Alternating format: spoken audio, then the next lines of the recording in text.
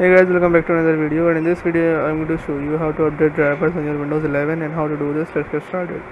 First open your settings and then just click on Windows Update right here. Once you click on this, you will see a button which is saying check for updates here. Just click on this and it will just install the drivers or updates required for Windows and any other stuff. So yes, this is how you can do it. If your problem still occurs, so make sure to comment down below so we can bring a detailed guide on this video. Alright, that's it for today's tutorial.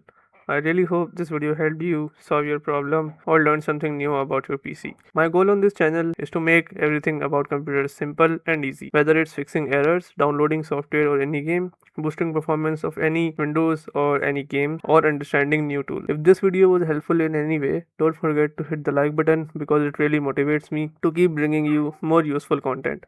And if you're new here, make sure to subscribe and turn on the notification bell so you never miss any future tutorials, tips, and PC fixes. Also, if you're facing any issues or have any questions related to computers, Windows, software, or anything technical, drop them in the comments.